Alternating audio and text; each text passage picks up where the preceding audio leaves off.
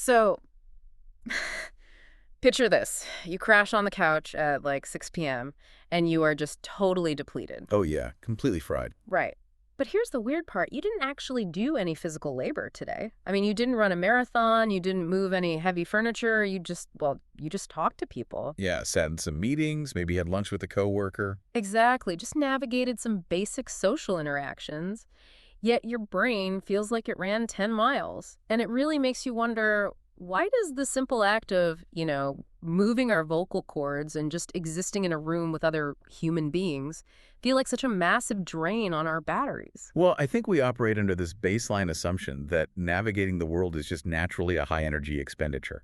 Like, we take it as a given that human interaction just requires a huge amount of metabolic fuel. Right. And that there's nothing we can really do about that fatigue except just, Well, sleep it off. Well, today's deep dive is into a text that challenges that exact assumption. It's a really fascinating piece called The Structure of Speech, Emotion, and Equanimity. And our mission today is to explore this fairly mind-bending hypothesis it presents. yeah, it's a completely different way to look at it. It really is. The core idea is that thinking, speaking, and feeling, they don't actually inherently exhaust us. Like, the fatigue isn't coming from the actions themselves. Right, the drain is actually coming from the hidden recursive mental loops that we layer on top of those actions. Yes. Okay, let's unpack this, because redefining what we consider mental energy could literally change how you go about your entire day. For sure. So the text starts by dissecting something we do all day long without even thinking about it, which is speaking. We tend to treat talking as this monolithic activity, like you're either speaking or you're quiet. Right, on or off. Yeah, but the author actually identifies 3 distinct modes of speech, and each one demands a drastically different toll on our internal resources. Okay, so the first one is what the text labels cognitively driven speech. And unfortunately for our energy levels, this is pretty much our default setting for most of the day. That's what we're doing right now, honestly. Exactly. When you're in an ordinary conversation, you aren't just opening your mouth and making sounds. You are essentially playing a very complicated game of 4D chess. That's a great way to put it. Because you're deciding which words to use, you're predicting how the person across from you is going to react to those words, you're monitoring your own tone of voice. Making sure you don't sound too aggressive or too passive. Right. And you're constantly scanning the interaction to avoid any awkward silences. And if you think about the biological mechanism at play there, the physical act of shaping sounds with your vocal cords is actually incredibly cheap from an energy standpoint. It's basically nothing. Right. The sheer exhaustion comes from the continuous cognitive control operating in the background. Like, your prefrontal cortex is just working overtime to evaluate how you're being perceived in real time. So you're doing the work of talking, plus the work of directing the performance, plus reviewing the performance as it happens. Exactly. It is exhausting just thinking about it. You're just buffering constantly. But then the text contrasts this with a second mode, which is automated speech. Yeah, this is the low-cost version. Right. Think about interactions with, like, a cashier at the grocery store, or those routine scripts you run through with your partner when you get home. Hey, how was your day? Good. How was yours? You don't have to consciously construct those sentences. Your brain is just pulling from a well-worn library of established patterns. Right. And because the cognitive cost drops so significantly there, it highlights this really crucial point. Speech itself isn't the burden. The burden is the intentional construction of it. Which brings us to the third, and honestly most fascinating mode the text identifies, which is emergent speech. Yeah, this one blew my mind a bit. The author describes this as the ultimate effortless state. Like, in this mode, you aren't searching a mental database for words, and you aren't running predictive models on the listener's reaction. The appropriate words simply arise in the situation. It's wild. The subjective feeling, as they describe it in the source, is literally, I am not constructing this speech, it is simply appearing. Which sounds a bit mystical, but it's really just ultimate efficiency. I think we've all experienced fleeting moments of it, right? Like, if cognitively driven speech is that stressful game of 4D chess, emergent speech is like catching a falling glass off the kitchen counter. Oh, that's a good analogy. It's a pure unthinking reflex. You don't calculate the trajectory of the glass or, plan the muscular contraction of your hand. You just act. You just catch it, yeah. And here's where I want to push it back a little, because the source text makes a claim about this state that really tripped me up. Oh, about the novelty aspect. Oh. Yes. It argues that when you're operating in this effortless, emergent state, generating something completely novel or unfamiliar actually becomes difficult. Wait, if my brain is operating effortlessly with zero friction, shouldn't I be more creative, not less? Like, shouldn't I instantly become this genius improviser? Yeah, I mean, that intuition totally makes sense on the surface. Yeah. But what's fascinating here is the nuance of how the brain allocates its effort. We tend to equate effortlessness with limitless capability. Right. But the mechanism for, quote, intentional cognitive control has actually gone dormant in this emergent state. So if there is no natural situational prompt requiring a novel response, your brain just refuses to manufacture the effort just because a response is expected. Ah, okay. So it is a highly efficient system optimizing for reality. Exactly. So it's not a loss of intelligence. My brain is basically just looking at me and saying, why are we doing this? There's no tiger chasing us. Right. It refuses to waste the calories. Deliberate search the process of generating possibilities, comparing them, rejecting the bad ones, predicting outcomes that is a wildly expensive cognitive function. Super expensive. In the emergent state, the system responds only to what is physically or socially present in a genuine way. If you demand that your brain intentionally construct a clever, novel response out of thin air just to show off at a party. The feeling isn't confusion. The feeling is just emptiness. Right. The internal dialogue becomes, there is simply nothing there, because the specific mechanism that generates unnecessary cognitive effort will not engage. Wow. It's efficiency taken to the absolute extreme.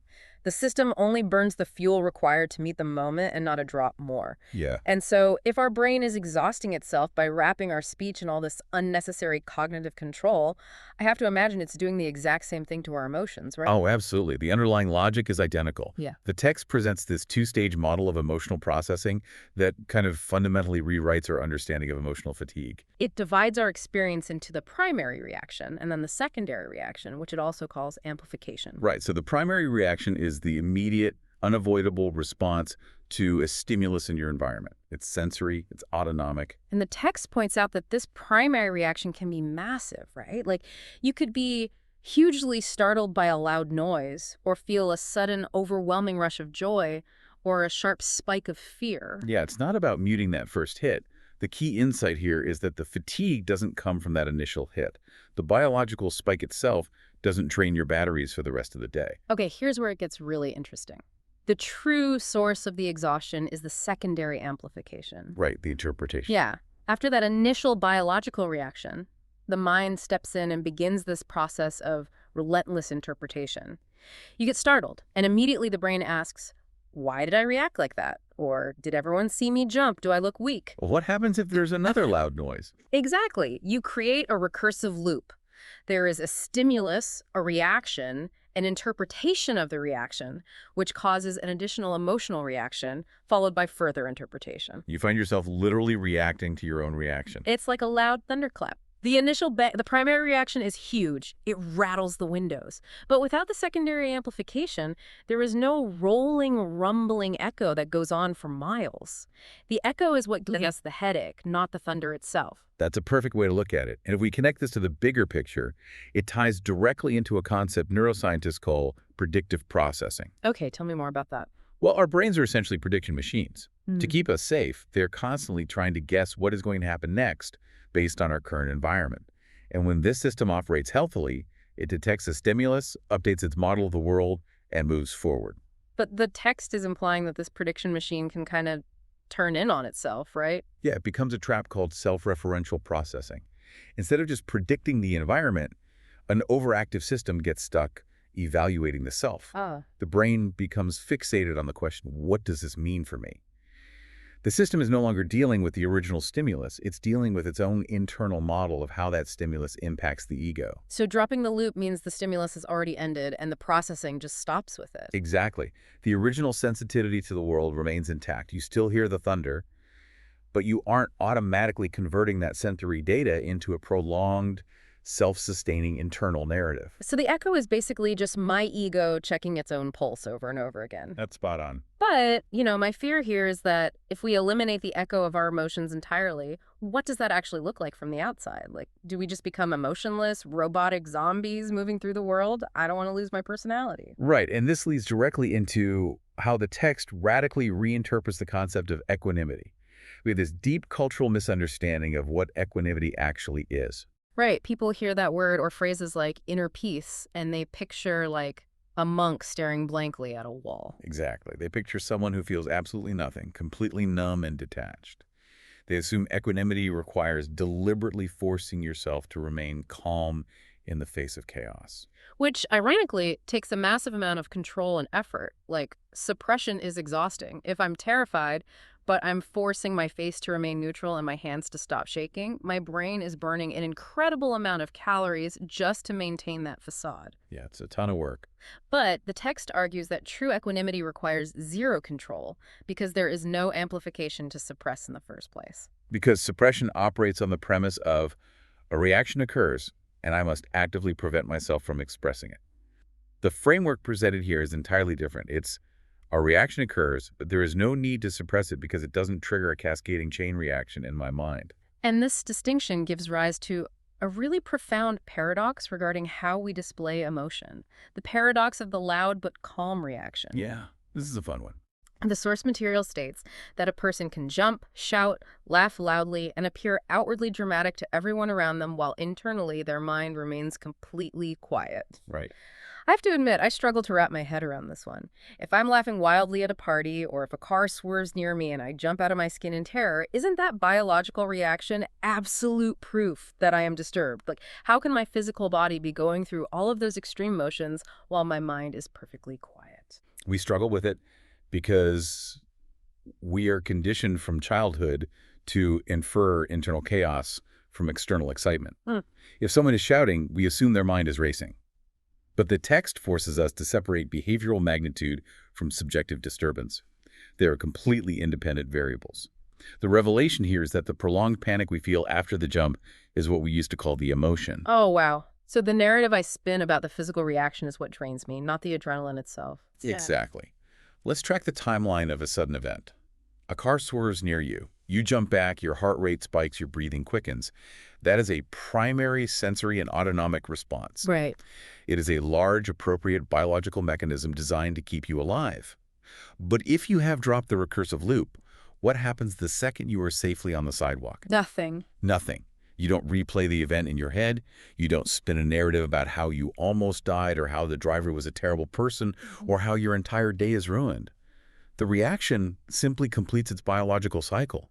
You aren't suppressing the fear. You're letting the biology do its quick, necessary job without adding a psychological burden to it. Okay, that reframes everything. I can be laughing uproariously at a joke, utterly engaged in the joy of the moment, but the second the joke is over, the joy completes itself, and I'm back to zero. Right. I'm not clinging to the feeling, I'm not trying to be the center of attention to keep the laughter going, and I'm not wondering if my laugh was too loud. I am simply present for whatever happens next. You are experiencing a high-magnitude reaction with near-zero subjective disturbance. The internal friction is gone. But wait, let's look at the actual physics of this.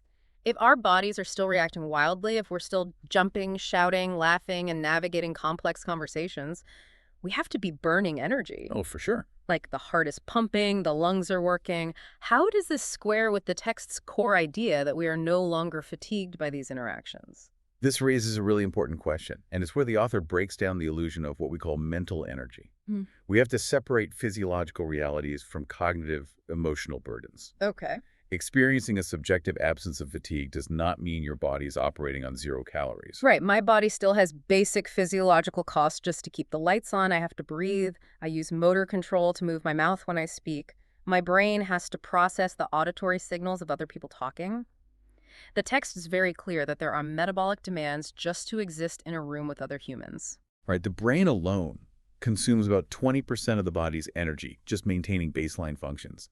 That basic physiological cost is non-negotiable. Yeah. But the cognitive emotional fatigue, the physical tension in your shoulders, the excessive predictive modeling of the future, the rumination on the past, the sustained cognitive control over your speech that completely evaporates. Wow. And this distinction explains a very specific, almost paradoxical phenomenon. It is why someone can engage in a crowded, prolonged social interaction, feel absolutely zero nervous exhaustion or social anxiety, and yet still accumulate a subtle, heavy physical fatigue at the end of the day. So what does this all mean for you, the listener, tomorrow morning? Let's put this into a real-world scenario. Imagine you have to navigate a high-stakes meeting at work. Normally, you walk into that room and your brain is just on fire. Oh, yeah. You're trying to sound smart, you're reading your boss's micro-expressions, you're regretting a comment you made 5 minutes ago, and you're terrified of the unscripted question coming up next. That internal inferno is cognitive emotional fatigue. It is an immense, crushing burden to carry, while simultaneously trying to just do your job. Now imagine walking into that exact same meeting through the lens of this text. You are only burning the necessary calories to physically hear the questions being asked and to speak your emergent, unforced answers. You're not wasting a single drop of fuel worrying about how your answers are being perceived. You're fully engaged, you're highly responsive to the room, but internally, there is absolutely no friction. It's incredible. And it really highlights why the common phrase thinking is tiring is far too blunt of an instrument. Thinking, in and of itself, is not what drains you. Certain ways of thinking are deeply tiring. Yes. When thought requires sustained prediction, rigid control, constant monitoring, and recursive self-reference, it is exhausting. When speech and reaction emerge automatically to meet the moment and complete themselves without generating an echo, the subjective cost plummets to near zero. And the text also draws a really sharp line here between this emergent state and just being meditative, right? Because anyone can find a quiet, dark room, close their eyes, remove all external demands, and feel calm. Yeah, it doesn't take a genius to find peace when there's nothing bothering you. Exactly. Meditation practices often rely on reducing sensory input. But the breakthrough described in this material is the ability to remain completely quiet internally while actively responding to intense interpersonal demands. Right, the nervous system doesn't just quiet down when you hide from the world. It remains quiet while you are fully dynamically engaged with it.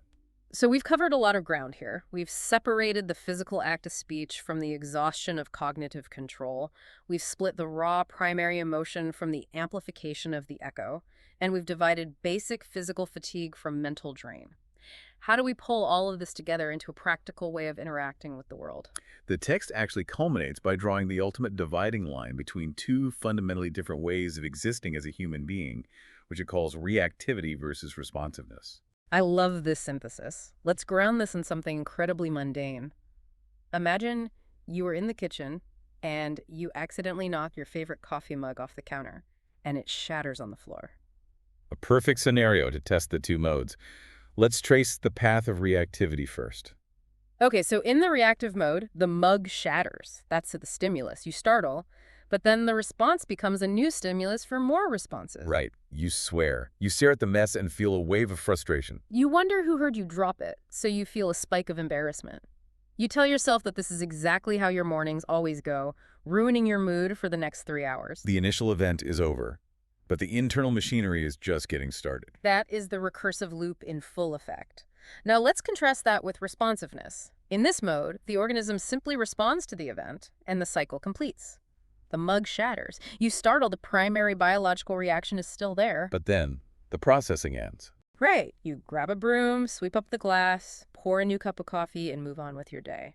There is no narrative about what a clumsy person you are. There's no lingering frustration. It is a state of extremely high responsiveness to reality and zero psychological amplification. It's a wildly liberating concept because it's not a shift from being a vibrant, emotional person to being a cold, emotionless robot. You don't have to give up an ounce of your sensitivity. Not at all. You get to keep your intelligence, your boisterous laughter, your quick reflexes, your fluid ability to converse. You get to keep all the beautiful parts of the human experience, but you drop the crushing, invisible weight of that extra processing layered on top. It's a shift to pure operational efficiency. And this framework really rewrites our entire understanding of what it means to be unmoved. Historically, in philosophy and popular culture, we've thought of an unmoved person as a stone. Right. Unfeeling, rigid, untouched by the tragedy or joy of the world. But this hypothesis suggests you can be entirely moved by the world, deeply and profoundly engaged in the sorrow and the beauty of it, but remain internally pristine. Wow. You remain undisturbed, not because you feel nothing, but because you absolutely refuse to manufacture unnecessary cognitive effort to second-guess what you feel. It is a completely different paradigm for how to live a day on Earth. Let's just recap the journey we've been on. We started by separating the simple physical act of talking from the exhausting 4D chess of monitoring our speech. Yeah. We learned to split the thunder of our primary emotional reactions from the exhausting, rumbling echoes of our secondary interpretations. And we realized that true equanimity isn't about suppressing your jumps and shouts to look cool. It's about full, vibrant responsiveness without the recursive loops holding you hostage. It really challenges us to look closely at where our energy is actually bleeding out every single day. It really does. And before we go, I want to leave you with a final thought to mull over, taking these concepts just one step further. We've talked entirely about how our internal mental systems generate these exhausting recursive loops. But what happens when we look at our external environment specifically, the digital spaces we inhabit, like social media? Oh man, it is the ultimate real-world stress test of this theory. Right. If our mental exhaustion comes primarily from the secondary amplification of our reactions, the constant evaluation of what does this mean for me and how are I being perceived by the tribe, then social media is literally an entire technology built explicitly to force secondary amplification. Absolutely. It is a multi-billion-dollar machine designed to keep you trapped in self-referential loops. So the question is it even possible to use these modern digital tools with emergent speech and primary reactions only? Or are these platforms uniquely designed to defeat this exact kind of equanimity? A very challenging experiment to run, but honestly, the energy savings might just be worth it. Absolutely, because Yeah. maybe then, at the end of a long day of interacting with the world, both physical and digital, you won't be crashing on the couch feeling quite so much like you just ran a mental marathon.